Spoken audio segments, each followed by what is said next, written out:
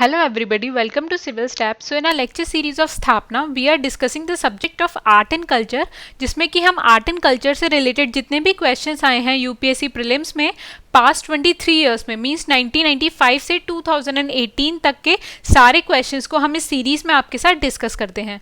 So we are discussing the topic of Buddhism and Jainism, और इससे पहले वाला जो लेक्चर था उसमें हमने बुद्धिज्म वाले टॉपिक को कवर कर लिया है और इस वीडियो में हम जैनिज्म के बारे में डिस्कस करेंगे. See I am telling you again कि बुद्धिज्म एंड जैनिज्म जो टॉपिक है उससे यूपीएससी जो है कंपैरेटिवली डिफिकल्ट क्वेश्चन पूछती है, तो ये टॉपिक आपको बहुत ध्यान से और केयरफुली पढ़ना है सो दैट अगर इस टॉपिक से क्वेश्चन आता है तो वो आप इजीली कर सकें एग्जाम में. और साथ ही में ये वाला टॉपिक जो है वो इम्पॉर्टेंट भी है क्योंकि हर साल ऑलमोस्ट एक क्वेश्चन तो इस टॉपिक से पक्का आता है. तो जो टॉपिक आपके लिए श्योर है कि ये तो एग्जाम में आने ही आने हैं तो उसी से ही आपको अपने मार्क्स मैक्सिमाइज करने हैं और उन्हीं टॉपिक्स को स्ट्रॉन्ग करना है, and this is one of them. But before starting this video let me tell you that we provide you lot of free initiatives for current affairs, but those are not enough because आपको वो जो सारी information मिलती है उसको आपको question पे लगाना भी आना चाहिए कि उस इन्फॉर्मेशन से आप क्वेश्चन को सॉल्व करना भी आना चाहिए. तो ये टेस्ट सीरीज हमने 1 अप्रैल से स्टार्ट की है जिसमें कि 10 टेस्ट हैं और फर्स्ट टेस्ट जो है वो आपके लिए फ्री है, और ये सारे जो क्वेश्चन पेपर्स हैं डाउनलोडेबल हैं एज वेल एज प्रिंटेबल हैं, और क्वेश्चन के साथ साथ we also provide you detailed explanation जिससे कि आप पास्ट 1.5 ईयर के करंट अफेयर्स को रिवाइज कर सकते हैं. And for more details about the test series you can click on the link given in the description box. So now let's start with this video. So as we know that this video is about Jainism, so पहले मैं आपको Jainism के बारे में पूरा explain करूंगी, उसके बाद we will do the questions based on the information given. So Jainism जो है, जो जैन हैं वो मानते हैं कि जो उनका सबसे इम्पॉर्टेंट रिलीजियस टीचर है वो है महावीर. यानी जब भी हम जैनिज्म के बारे में पढ़ते हैं सबसे पहले हमारे दिमाग में आता है वर्धमान महावीर. सो जो सबसे इम्पॉर्टेंट रिलीजियस टीचर है महावीर, उनके 23 प्रीडेसर्स भी थे, यानी उनसे पहले 23 भी उनके प्रीडेसर्स थे जिनको हम तीर्थंकर के नाम से जानते हैं. सो टोटल 24 तीर्थंकर्स कंसिडर किए जाते हैं जैनिज्म में, जिसमें से जो पहले तीर्थंकर थे वो थे Rishabhdev and he was born in Ayodhya, और कहा जाता है कि he laid the foundation of orderly human society and he realise that the source of Jain philosophy was Adinath. उसके बाद 23rd जो तीर्थंकर हैं वो हैं पार्श्वनाथ जो कि वाराणसी में बॉर्न हुए थे, और लास्ट 24 तीर्थंकर जो हैं वो हैं वर्धमान महावीर जो सबसे ज़्यादा इंपॉर्टेंट हैं. So Vardhaman Mahavir was born in 540 BC in a village near Vaishali. So ये जो टाइम पीरियड है ये अलग अलग ट्रेडिशन में अलग अलग कंसिडर किया जाता है. मैं आपको वो बता रही हूँ जो एनसीईआरटी में मैंशनड है, क्योंकि यूपीएससी जो है वो एनसीईआरटी वाले को ही कंसिडर करती है. दैट्स वाई एनसीईआरटी में मैंशन है कि 540 BC में Vardhaman Mahavir was born near a village near Vaishali in a village. So his father name was Siddharth and he was head of a famous Kshatriya clan. और उनकी जो mother थी उनका नाम था Trishala and she was the sister of the Licchavi chief Chetak. तो Licchavi chief जो था चेतक उनकी सिस्टर थी त्रिशला जो कि महावीर की मदर थी. This Mahavir family was connected with the royal family of Magadh. तो स्टेटमेंट इस तरीके से भी आ सकता है कि was Mahavir connected with the royal family of Magadh और not. So answer is yes. And he abandon the world at the age of 30, जैसा कि हमने बुद्धिज्म में पढ़ा था. तो जो महावीर जैन थे उन्होंने भी 30 की एज में जो है जो भी वर्ल्डली जो उनकी लाइफ थी उसको डिनाउंस कर दिया था. And he abandoned the world and he came in the search of truth and became an ascetic. और इसी लॉन्ग जर्नी में he never, ऐसा बोला जाता है कि he never changed his clothes for 12 years. यानी 12 साल तक उन्होंने अपने कपड़े नहीं बदले थे, और उसके बाद जब उनको 42 की एज में जो है एनलाइटनमेंट हो गया था तो उन्होंने जो क्लोथ्स हैं उनको अबैंडन कर दिया था. और जब उनको एनलाइटनमेंट मिला था जिसे ओमनी साइंस भी बोला गया है, जिसको जैनिज्म में बोलते हैं कैवल्य, तो उनको 42 की एज में जो है कैवल्य मिला। ये कीवर्ड्स जो है अगेन मैं आपको बता रही हूँ बहुत ज़्यादा इंपॉर्टेंट है, यूपीएससी ज़्यादातर क्वेश्चंस जो है कीवर्ड्स बेस्ड पूछती है। तो कैवल्य से ही conquered misery and happiness and because of this happiness he is known as Mahavir और Jina, that is the conqueror. तो जब उनको कैवल्य अचीव हो गया इसीलिए उनका नाम जो है जीना कर दिया गया यानी कॉन्करर, और उनके फॉलोअर्स को जैनास बोले जाने लग गया।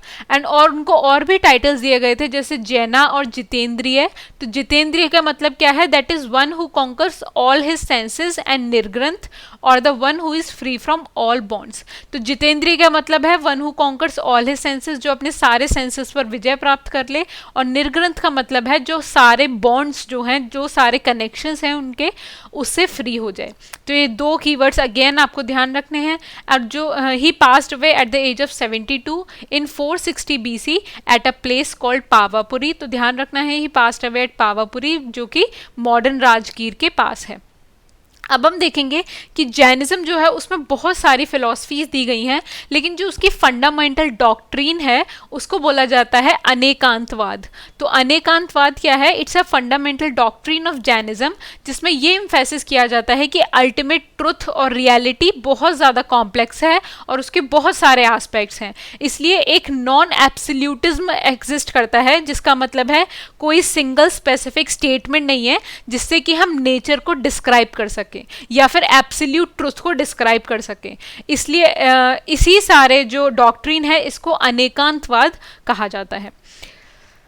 अब हम देखेंगे कि जैन की और क्या क्या टीचिंग्स एंड फिलॉसफी थी। तो ही बिलीव्ड इन 3 जूल्स यानी 3 फोल्ड पाथ में वो बिलीव करते थे। जैसे हमने बुद्धिज्म में पढ़ा उन्होंने 8 फोल्ड पाथ बताया था, ऐसे जैनिज्म में 3 फोल्ड पाथ है, जो है राइट बिलीफ जिसे सम्यक दर्शन बोला जाता है, राइट नॉलेज मतलब सम्यक जनन, एंड राइट कंडक्ट मीन्स सम्यक चरित। So one can get rid of the bad karma and also pull themselves out of the cycle of rebirth and achieve salvation. तो अगर कोई इन 3 रास्ते पर चलेगा, इन 3 पाथ को फॉलो करेगा तो बैड कर्म से उसको मुक्ति मिल सकती है, और जो साइकिल ऑफ रीबर्थ है उससे भी उसको रिड मिल सकती है, and he can achieve salvation. और जो जितने भी जैन्स हैं, जो महावीर जैन के फॉलोअर्स थे, उनको 5 कंस्ट्रेंट्स फॉलो करने होते हैं लाइफ में। फर्स्ट है नॉन वायलेंस जिसे अहिंसा बोला जाता है, देन ट्रूथफुलनेस देन ये सत्य, नॉन स्टीलिंग अस्तेय, नॉन एक्विजिशन अपरिग्रह, नॉन एक्विजिशन मतलब वो प्रॉपर्टी को एक्वायर नहीं करेंगे जिसको अपरिग्रह बोला गया है, और चेस्ट लिविंग यानी ब्रह्मचार्य। तो जो ये 5वां जो हमारे पास कंस्ट्रेंट है जो कि ब्रह्मचार्य है, ये जो है महावीर जैन ने प्रोपाउंड किया था। बाकी इससे पहले जो है वो ऑलरेडी जो तीर्थंकर्स थे उन्होंने बताए थे, लेकिन 5वां वाला कंपोनेंट महावीर जैन ने ऐड किया है। तो ये 5 कंस्ट्रेंट्स बहुत ज़्यादा इंपॉर्टेंट हैं। आप जब भी जैनिज्म आप सुने सबसे पहले आपको ध्यान में आना चाहिए कि उसमें 5 कंस्ट्रेंट्स कौन से थे, इसी पर ही पूरा जैनिज्म जो है वो बेस्ड है। अब हम देखेंगे कि 12 स्मॉल वाउज या अनुव्रत्स ऑफ जैनिज्म क्या हैं, कि ये जो है ये जो इससे पहले हमने कंस्ट्रेंट्स पढ़े थे, ये सारे लोग फॉलो नहीं कर सकते because it's very difficult to follow these constraints, इसीलिए छोटे वाउज दिए हैं जिनको अनुव्रत बोला गया है जैनिज्म में। तो अब हम देखेंगे कि वो कौन कौन से हैं। तो 5 अनुव्रत हैं। Avoiding injury to mobile beings which have 2 और मोर सेंसेस और desisting from deliberate acts of violence. तो जिन भी जीवों के पास जो भी बींग्स हैं जिनके पास 2 से ज़्यादा सेंसेस हैं उनको इंजरी नहीं करनी। सेकेंड है truthfulness to avoid false statements out of extreme affection for someone और out of hatred for someone. तो आप किसी से अफेक्शन में या किसी से हेट्रेड में, दोनों ही सिचुएशन में जो है ट्रूथफुल रहना है आपको, यानी फॉल्स स्टेटमेंट आपको नहीं देने हैं। उसके बाद थर्ड है refraining from taking anything not given. तो जो चीज़ आपको नहीं दी जा रही है उसे आप नहीं लेंगे। फोर्थ है desisting from sexual relationship with anyone other than one spouse. तो किसी का जो स्पाउस यानी हस्बैंड या वाइफ होती है उसके अलावा you have to desist sexual relationships. Fifth है voluntarily limiting the possession of all forms of assets. तो यानी जो भी जितने भी एसेट्स हैं उनकी जो पोजेशन है वो आपको वॉलंटरी लिमिट रखनी है, यानी आपको बहुत सारे एसेट्स नहीं रखने, बहुत सारी प्रॉपर्टी जो भी है वो एक्वायर नहीं करनी है, उसको बहुत ही लिमिट में आपको रखना है। ये 5 अनुव्रत हैं। अब हम देखेंगे कि इसके 7 सप्लीमेंट्रीज हैं, यानी ये अनुव्रत जिनके थ्रू पूरे किए जाएंगे। सो वो है refraining from movement beyond a limited area, एक लिमिटेड एरिया से बियॉन्ड आपको मूवमेंट नहीं करना।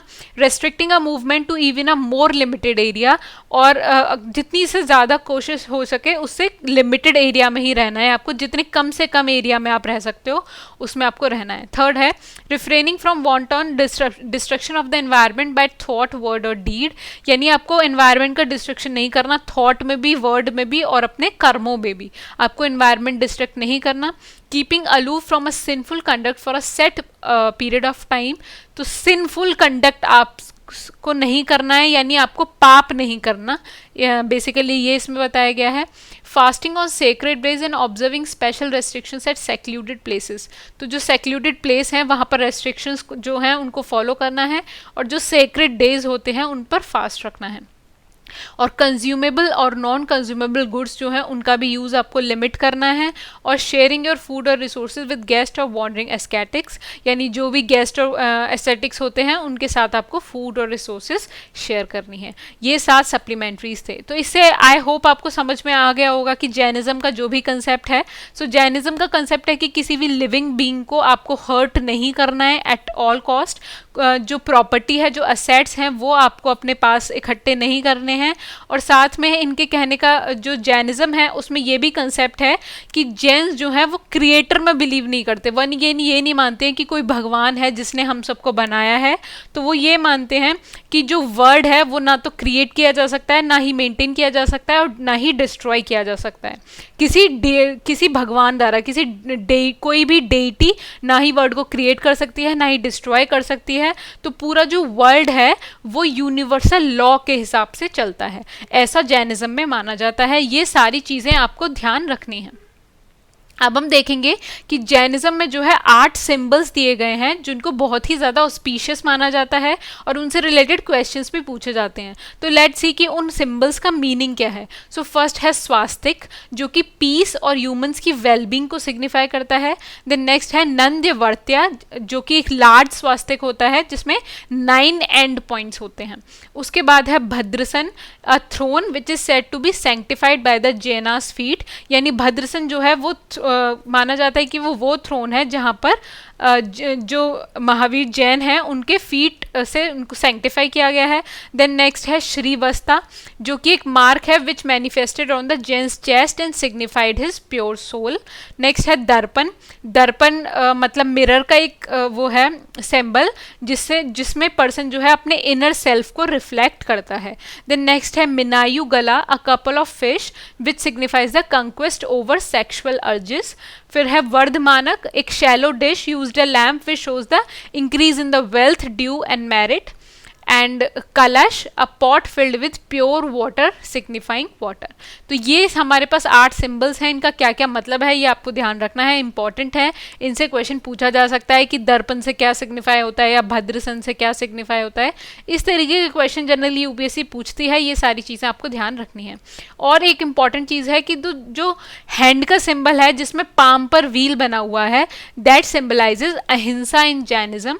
और वो जो सिंबल है उसमें अहिंसा लिखा भी हुआ है उसके मिडिल में, तो ये आपको ध्यान रखना है, ये सबसे ज़्यादा इंपॉर्टेंट है। अब बढ़ते हैं हम अपनी नेक्स्ट स्लाइड की तरफ। सो जैनिज्म जो है उसमें 2 एंशियंट सब ट्रेडिशंस डिवाइड हो गए थे, यानी जैनिज्म जो है 2 पार्ट्स में डिवाइड हो गया था। एक है दिगंबर, तो दिगंबर्स जो हैं उसकी बहुत सारी सब सेक्ट भी हैं जिनका नाम है मूला संघ, जो कि ओरिजिनल कम्युनिटी थी, तेरापंथी, तरनपंथी, बिसपंथी। ये सारे आपको जो सब सेक्ट्स हैं ये आपको ध्यान रखने हैं, इनसे क्वेश्चन पूछा जाता है और पूछा भी गया है। श्वेतांबर्स जो हैं उनकी सब सेक्ट्स हैं स्थानकावसी एंड मूर्ति पूजक। ये दोनों आपको ध्यान रखनी है क्योंकि इस बार जो है स्थानकवसी से क्वेश्चन पूछा गया था 2018 के प्रीलिम्स में ही, जिसको अभी हम आगे देखेंगे। तो ये सब सेक्ट्स भी बहुत ज़्यादा इंपॉर्टेंट है। तो अब हम जानेंगे दिगंबर स्कूल के बारे में। तो जो दिगंबर ट्रेडिशन है वहाँ पर जो दिगंबर ट्रेडिशन के मॉन्क्स हैं वो क्लोथ्स नहीं पहनते हैं, because this sect believes in complete nudity. और इसमें जो फीमेल मॉन्क्स होती हैं वो अनस्टिच्ड प्लेन वाइट साड़ी पहनती हैं, जिसको अरिकास बोला जाता है। एंड जो दिगंबर्स हैं वो 5 कंस्ट्रेंट्स को फॉलो करते हैं जो मैंने आपको बताए थे, अहिंसा, सत्य, अस्तेय, अपरिग्रह, ब्रह्मचार्य, जो कि महावीर जैन ने बताए थे। लेकिन जो श्वेतांबर हैं वो 5 को फॉलो नहीं करते, ये आपको डिस्टिंक्ट जो फैक्ट है ये ध्यान रखना है। और जो भद्रबाहु थे, ही was the exponent of Digambar sect. तो जब उन भद्रबाहु जो थे उन्होंने जो फेमाइन को प्रिडिक्ट कर लिया था और उसी से बचने के लिए वो जो है कर्नाटका चले गए थे। तो जो जैन की सेक्ट कर्नाटका चली गई थी उसको लीड किया था भद्रबाहु ने, और उसी सेक्ट को हम दिगंबर स्कूल के नाम से जानते हैं। और दिगंबर जैन्स जो हैं वो बिलीव करते हैं कि जो विमेन हैं वो तीर्थांकर नहीं हो सकती। तो एक जो तीर्थांकर हैं वो मल्ली बाबू के नाम से, मल्ली देवी के नाम से भी हैं। तो दिगंबर्स मानते हैं कि जो मल्ली देवी के नाम से जो तीर्थांकर हैं वो मैन ही हैं, यानी जो विमेन हैं वो तीर्थांकर नहीं हो सकती। ये सारे फैक्ट्स जो है आपको ध्यान रखने हैं। देन उसके बाद आता है हमारा श्वेतांबर स्कूल। तो जो श्वेतांबर्स हैं वो पार्श्वनाथ की प्रीचिंग्स को मानते हैं और वो सिर्फ 4 रिस्ट्रेंट्स में बिलीव करते हैं। तो शुरू के 4 जो है वो इनमें बिलीव करते हैं। ब्रह्मचार्य वाला जो कंस्ट्रेंट है जो कि महावीर जैन ने दिया था उसको वो नहीं बिलीव करते, उसमें उसको नहीं फॉलो करते। So Shvetambar believe that 23rd and 24th tirthankar did marry unlike thought by Digambars. तो जो दिगंबर्स थे वो सोचते थे कि तीर्थांकर जो है वो मैरी नहीं करते हैं क्योंकि वो वर्ल्ड को डिनाउंस कर चुके हैं और ब्रह्मचार्य को फॉलो करते हैं।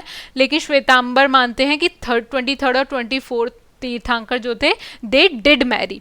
उसके बाद जो श्वेतांबर स्कूल है उसके एक्सपोनेंट है स्थूल भद्रा, यानी एक सेक्ट जो है वो कर्नाटका की तरफ चली गई थी, लेकिन जो सेक्ट मगध में ही रही थी वो स्थूल भद्रा ने लीड की थी और उसी को ही हम श्वेतांबर स्कूल के नाम से जानते हैं। आई होप आपको दिगंबर स्कूल और श्वेतांबर स्कूल के बीच डिफरेंस समझ आया होगा। बहुत ज़्यादा इंपॉर्टेंट है आपको समझना, अगर नहीं आया तो carefully you have to read this slide. अब हम देखेंगे कि जैनिज्म का जो स्प्रेड है वो किस तरीके से हुआ। तो जैनिज्म का कर्नाटका में जो स्प्रेड हुआ है उसको एट्रीब्यूट किया जाता है चंद्रगुप्त मौर्य के लिए, बिकॉज अपनी लेटर लाइफ में वो जैन बन गए थे। उन्होंने अपना पूरा राजपाट, थ्रोन सब गिव अप करके जो है वो जैन एस्केटिक बन गए थे। और दूसरा कॉज जो है जैनिज्म का साउथ इंडिया में स्प्रेड होने का वो ये है, जैसा मैंने अभी आपको बताया कि जो मगध है वहाँ पर बहुत ही ग्रेट फेमाइन हुआ था और उसी से बचने के लिए जो सेक्ट, जो जैन की सेक्ट जो है साउथ में चली गई थी under the leadership of Bhadrabahu, उसी को ही हम दिगंबर सेक्ट भी बोलते हैं, दिगंबर स्कूल भी बोलते हैं। और उसी तरीके से जो जैनिज्म है वो साउथ में स्प्रेड हुआ था। जैनिज्म कलिंगा में स्प्रेड हुआ था इन उड़ीसा इन 4th सेंचुरी BC और 1st सेंचुरी BC में इसको कलिंग के जो किंग है, कलिंग किंग खारवेल जो है उनकी पैट्रोनेज मिली जैनिज्म को। बाद में जैनिज्म जो है मालवा, गुजरात और राजस्थान जैसे एरियाज में भी स्प्रेड हो गया। साथ में जो जैनिज्म है उसमें विमेन और शूद्र दोनों को इंक्लूड किया गया था एज इट्स फॉलोअर्स, जो कि बुद्धिज्म में नहीं था। बहुत बाद में विमेन को ऐड किया गया था और शूद्रों को तो इसमें इन्वॉल्व किया ही नहीं गया था। सो जैनिज्म का जो स्प्रेड है वो इस तरीके से भी बहुत ज़्यादा हुआ। और जो जैनिज्म है वो प्राकृत लैंग्वेज यूज़ करते थे instead of Sanskrit.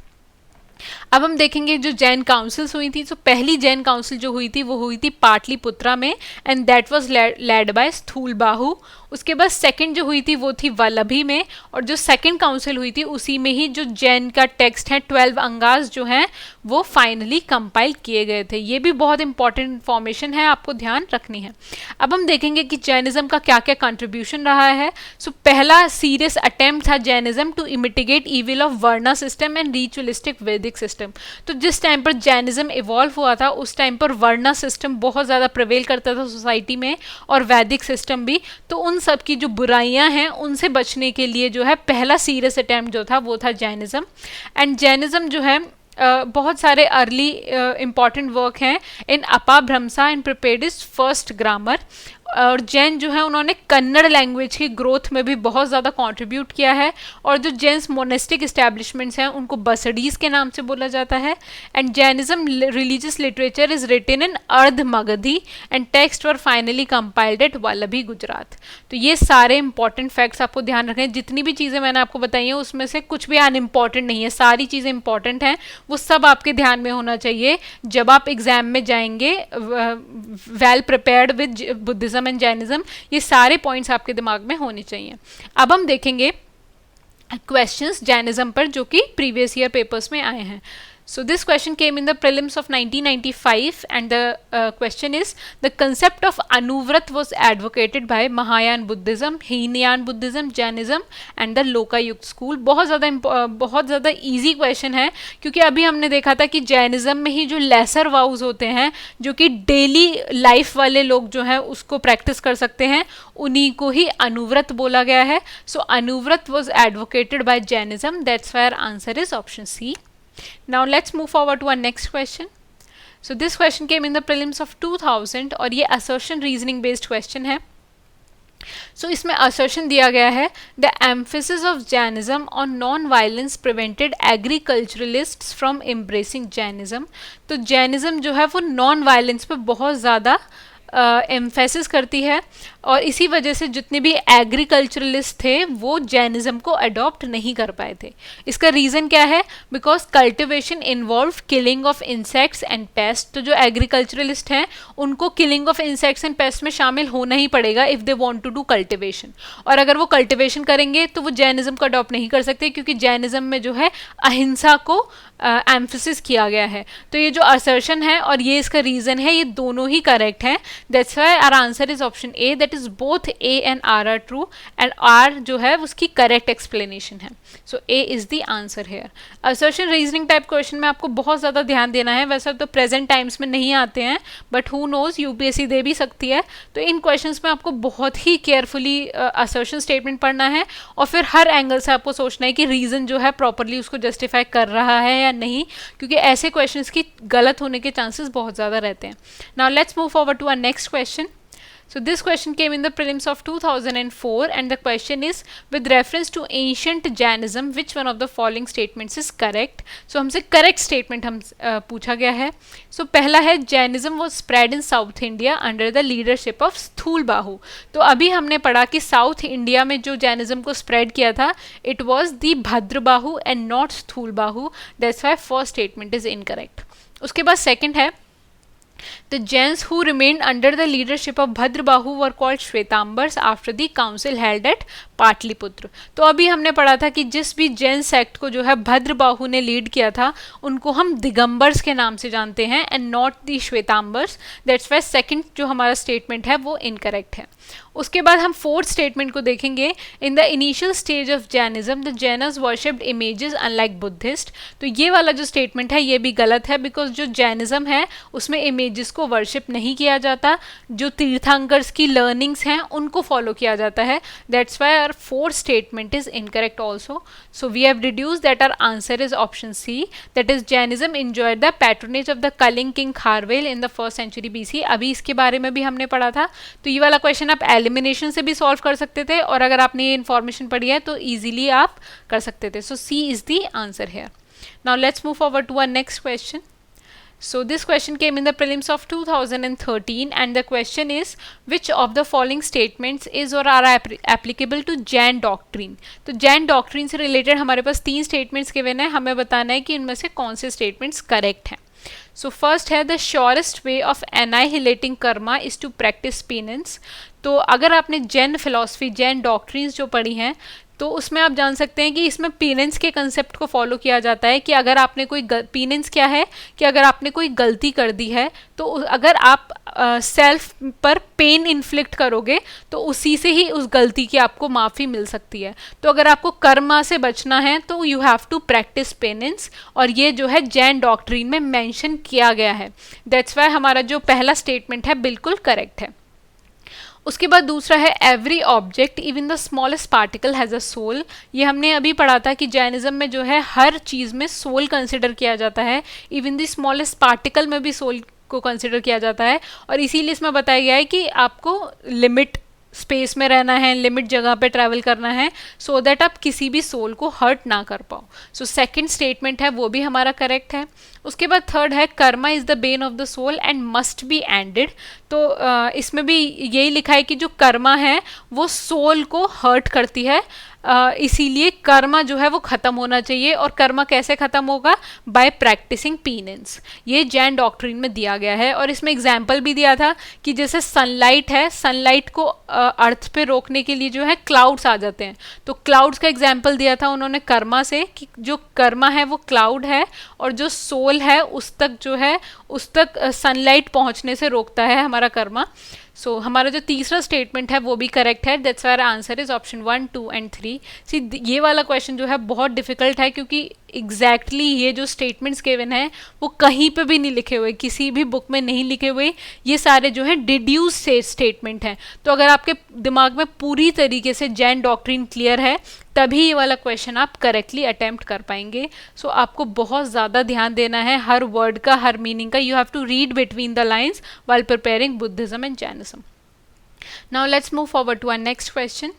So question is, this question came in the prelims of 2011, and the question is, the Jain philosophy holds that the world is created and maintained by universal law, universal truth, universal faith and universal soul. तो ये वाला question जब मैं आपको slide से explain कर रही थी वही मैंने आपको बताया था कि जो जैन फिलॉसफी है वो यूनिवर्सल लॉ में बिलीव करती है, और वो ये भी बोलती है कि देयर इज़ नो डेइटी जिसने वर्ल्ड को क्रिएट किया है या who can destroy the world. ये वर्ल्ड जो है एक यूनिवर्सल लॉ के हिसाब से चलता है, ऐसा जैन फिलॉसफी में माना गया है। So that's why answer is option A. Now let's move forward to our next question. So this question came in the prelims of 2009, and the question is, Anekantavada is a core theory and philosophy of which one of the following? तो अनेकांतवाद के बारे में हमने पढ़ा था कि जो Jainism की फंडामेंटल डॉक्ट्रीन है उसी को ही अनेकांतवाद बोला गया है। That's why our answer is option B, that is Jainism. सी आप देख सकते हैं कि कितने सारे क्वेश्चन जो हैं टर्म पर बेस्ड आ चुके हैं। अनेकांतवाद आपसे पूछ लिया गया है, इससे पहले और भी क्वेश्चंस में अनुव्रत पूछा गया था। तो ये टर्म जो है वो सबसे ज़्यादा इंपॉर्टेंट हैं जब आप बुद्धिज़्म एंड जैनिज्म को प्रिपेयर करते हैं। तो उनका मतलब क्या है, किस में वो फॉलो किए जाते हैं, किस स्कूल ऑफ फिलॉसफी के अंडर हैं वो, ये सारी चीज़ें आपको ध्यान रखनी है। Now let's see our next question. So this question came in the prelims of 2018, and the question is, with reference to the religious practices in India, the Sthanakvasi sects belong to. तो अभी हमने देखा था कि जो स्थानकवासी सेक्ट है वो Shvetambar school का सब सेक्ट है, और श्वेतांबर स्कूल जो है वो किसका है, वो जैनिज्म को दो पार्ट्स में डिवाइड कर दिया गया था, दिगंबर्स में और श्वेतांबर्स में। सो जैनिज्म का पार्ट है जो स्थानकवासी जो सेक्ट है, that belongs to Jainism. That's why answer is option B. Now let's move forward to our next question. So this question came in the prelims of 2009, and the question is, Mahamastak Abhishek, a great religious event, is associated with and done for who of the following? हमारे पास options हैं Baahubali, Buddha, Mahavira and Nataraj. तो महामस्तक अभिषेक का जो event है वो इनमें से किससे रिलेटेड है? तो महामस्तक अभिषेक के बारे में जो है बहुत ज़्यादा इम्पॉर्टेंट रिलीजियस फेस्टिवल होता है, और इसके बारे में ऑलमोस्ट हर साल न्यूज़पेपर में आता है। So you must know about this कि महामस्तक अभिषेक जो है वो बाहुबली से रिलेटेड है। That's why answer is option A. Now let's no more about this festival. So Mahamastak Abhishek is a combination of three words. Maha means great, Mastak means head, and Abhishek means anointing. तो Mahamastak Abhishek का मतलब है the head anointing ceremony, और ceremony is called Mahamastak Abhishek and not Mastak Abhishek because ये ceremony जो है 12 साल में एक बार परफॉर्म की जाती है, और ये किसकी सेरेमनी है? Anointing ceremony of the statue of lord Baahubali.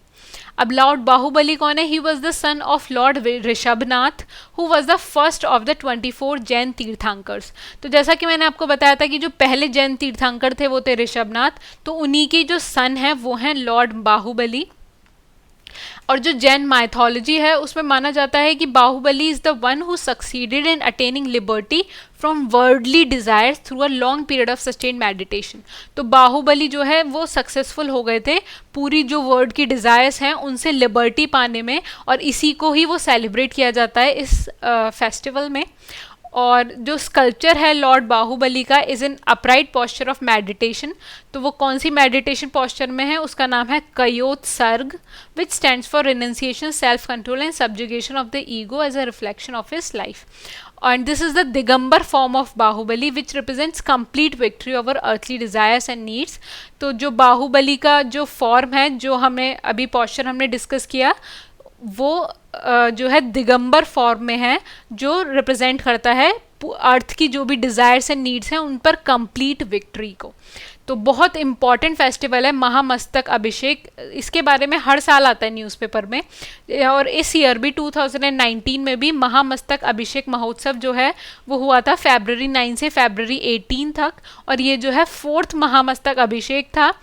कब से? सिंस इट्स इंस्टॉलेशन इन 1982। तो जो लॉर्ड बाहुबली है उसको इंस्टॉल किया गया था 1982 में स्टैचू को, तब से ये 4th महामस्तक अभिषेक है। और इससे पहले कब कब हुए थे? 1982 में, देन 1995 में, देन 2007 में, और अब वो इस साल यानी 2019 में हो रहा है। तो अगेन ये वाला क्वेश्चन इंपॉर्टेंट हो जाता है बिकॉज इस ईयर में भी ये न्यूज़ में है, तो हो सकता है इस साल इससे फिर से क्वेश्चन आ जाए, लेकिन same question UPSC rarely repeat करती है, तो और सारी इंफॉर्मेशन जो है इसके बारे में वो आपको ध्यान रखनी है। Now let's move forward to our next question. So this question came in the prelims of 1996 and the question is which one of the following is not a part of early Jain literature। तो इनमें से कौन सी जो है वो early Jain literature का part नहीं है। हमारे पास ऑप्शंस हैं थेरी गाथा, अकरंग सूत्र, सूत्र कृतंग एंड बृहत कल्प सूत्र। तो ये वाला क्वेश्चन जो है बहुत ज़्यादा ट्रिकी है, क्योंकि किसी को भी जो है सारे जैन लिटरेचर या फिर सारी बुक्स जो हैं वो याद नहीं रहती, इसलिए ये वाला क्वेश्चन डिफिकल्ट है। लेकिन इसमें एक ट्रिक है, बिकॉज मैंने जैसा आपको बताया था कि जितनी भी चीज़ें एनसीईआरटी में दी हुई हैं वो सारी आपके लिए इंपॉर्टेंट हैं। तो जो 12th क्लास की एनसीईआरटी है न्यू वाली, जिसका नाम है themes in Indian history part 1, उसमें पेज 93 पे आप जाके देखिए, पूरे पेज पे एक बॉक्स है जिसमें सिर्फ थेरी गाथा जो बुक है उसके बारे में एक्सप्लेन किया गया है। सो जो थेरी गाथा बुक है वो बुद्धिस्ट टेक्स्ट है जो कि सुत्त पिटक का पार्ट है, और इसमें क्या है जो भी बुद्धिस्ट भिक्खुनीज थी उन्होंने जो है पूरे जो भी वर्सेस हैं उनको कलेक्ट किया हुआ है, और इसमें it throw insights into women social and spiritual experience. तो विमेन के सोशल एंड स्पिरिचुअल एक्सपीरियंस के बारे में इसमें डिस्कशन है। तो जो थेरी गाथा है वो बुद्धिस्ट लिटरेचर है और वो जैन लिटरेचर नहीं है, इसलिए ये वाला क्वेश्चन जो है आपको एलिमिनेशन से करना था। तो आपको इन तीनों स्टेटमेंट्स के बारे में या इन तीनों ऑप्शंस के बारे में जानने की नीड नहीं है, अगर आपको थेरी गाथा के बारे में पता है कि वो एक बुद्धिस्ट लिटरेचर है। और ये एनसीईआरटी में मेंशन था, बहुत बड़े बड़े उसमें दिया हुआ है, पूरे पेज पर दिया गया है इसके बारे में, सो इसलिए बहुत इंपॉर्टेंट हो जाता है। So again I am telling you guys कि एनसीईआरटीज जो हैं बहुत ज़्यादा इंपॉर्टेंट हैं, उनसे आपको कुछ भी मिस नहीं करना है, everything you have to read. और स्पेशली जो बॉक्स में दी होती हैं वो तो बहुत ज़्यादा इंपॉर्टेंट होती हैं, यूपीएससी जनरली उनसे पूछती है, तो वो सारी चीज़ें आपको ध्यान रखनी है। Now let's move forward to our next question. So this question came in the prelims of 2003 and the question is consider the following statements।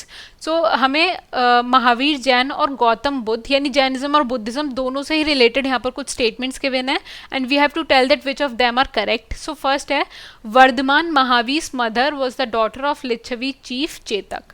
Again बहुत ज़्यादा ट्रिकी स्टेटमेंट है, क्योंकि जनरली जो एस्पायरेंट्स होते हैं वो देखते हैं कि वर्धमान महावीर मदर के बारे में पूछा गया है, लिच्छवी चीफ चेतक के बारे में लिखा हुआ है, वो सीधे इसको करेक्ट मार्क कर देंगे। लेकिन यहाँ पर जो कीवर्ड है वो है यहाँ पर डॉटर, क्योंकि अभी मैंने आपको एक्सप्लेन किया था कि जो वर्धमान महावीर की जो मदर थी he was the sister of Lichchhavi chief Chetak and not the daughter, इसलिए जो हमारा पहला स्टेटमेंट है वो इनकरेक्ट हो जाता है। उसके बाद दूसरा है Gautam Buddha's mother was a princess from the Kaushalan dynasty. तो जब हमने बुद्धिज्म के बारे में पढ़ा था वहाँ पर हमने ये पढ़ा था, तो सेकंड स्टेटमेंट जो है हमारा करेक्ट है। उसके बाद थर्ड है Parshvanath the 23rd tirthankar belong to Banaras. तो जो फर्स्ट स्लाइड थी जब मैंने आपको तीर्थांकर्स के बारे में बताया था वहीं पे मैंने आपको बताया था कि 23rd तीर्थांकर जो है वो पार्श्वनाथ हैं and he was born in Banaras. So हमारा तीसरा स्टेटमेंट जो है वो भी करेक्ट हो जाता है। सो पहला स्टेटमेंट इनकरेक्ट है, second and third are correct, that's why answer is option C, that is 2 and 3 only.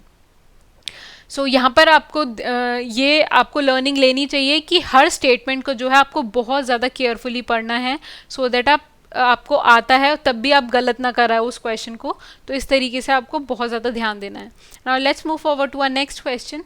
So this question came in the prelims of 1996 and the question is, which of the following were common to both Buddhism and Jainism? So first है avoidance of extremities of penance and enjoyment.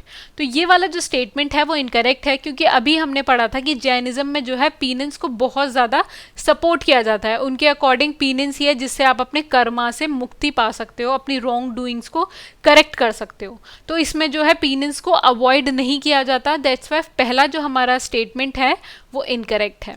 उसके बाद दूसरा है indifference to the authority of the Vedas. तो Buddhism और Jainism दोनों ही जो हैं वो वेदास को डिनाउंस करते हैं, वो उनके अथॉरिटी में बिलीव नहीं करते, दैट्स वाई सेकंड जो हमारा स्टेटमेंट है वो करेक्ट है।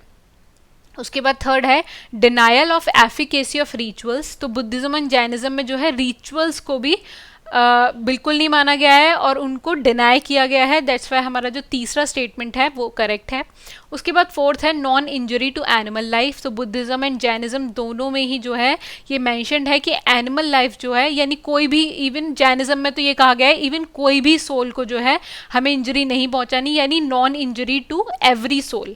और ये इसलिए हमारा जो फोर्थ स्टेटमेंट है वो भी करेक्ट हो जाता है। सो पहला स्टेटमेंट हमारा गलत है, second, third and fourth are correct, that's why answer is option B. And यही सेम क्वेश्चन जो है, ये वाला क्वेश्चन 1996 में आया था और यही सेम क्वेश्चन जो है 2012 में भी रिपीट हुआ है, सिर्फ इसमें से एक स्टेटमेंट हटा दिया गया है, वो है non injury to you animals life वाला, और उसके बाद सेम क्वेश्चन को फिर से रिपीट किया गया है। तो इसमें पहला जो स्टेटमेंट है वो हमारा इनकरेक्ट है, सेकंड और थर्ड करेक्ट है, that's why answer is option B, that is 2 and 3 only. तो इसलिए अगेन प्रीवियस ईयर क्वेश्चंस जो है आपको पता चल रहा होगा कि इसलिए इंपॉर्टेंट है कि सेम क्वेश्चन भी रिपीट हो गया है। अगर सेम नहीं भी होता है तो भी बहुत सारी इंफॉर्मेशन जो है वो आप प्रीवियस ईयर क्वेश्चन से पिक कर सकते हैं और उससे आप फ्यूचर के जो क्वेश्चन आने वाले हैं उनको ईजिली सॉल्व कर सकते हैं। सो अगेन इसलिए बहुत ज़्यादा इंपॉर्टेंट हो जाते हैं हमारे प्रीवियस ईयर क्वेश्चन जो कि हम स्थापना सीरीज में कवर कर रहे हैं। So that's it for today's guys. यहाँ पर हमने जैनिज्म से रिलेटेड जितने भी क्वेश्चंस आए हैं उन सबको कवर कर लिया है। And with these 2 lectures, this lecture and the lecture before that, यहाँ पर हमने बुद्धिज्म एंड जैनिज्म को पूरी तरीके से कवर कर लिया है। यानी इंडियन आर्ट एंड कल्चर के साथ साथ एंशियंट इंडिया से रिलेटेड जो भी क्वेश्चन आए हैं बुद्धिज्म एंड जैनिज्म से, उनको भी हमने इन लेक्चर्स में कवर किया है। तो बुद्धिज्म एंड जैनिज्म वाला जो टॉपिक है वो हम एंशियंट इंडिया में कवर नहीं करेंगे, वो हमने यहीं पर कवर कर लिया है। तो यहीं से ही आपको उसको ध्यान से पढ़ना है। एंड आई होप हमारी वीडियो से आपको आपके प्रिपरेशन में हेल्प मिल रही है। And for more such videos you can subscribe to our Telegram channel. और अगर आपको कोई क्वेरी है तो you can mail us at hello@civilstep.com। Till then good luck for your studies, bye bye. इससे नेक्स्ट लेक्चर में हम आगे के टॉपिक्स को डिस्कस करेंगे।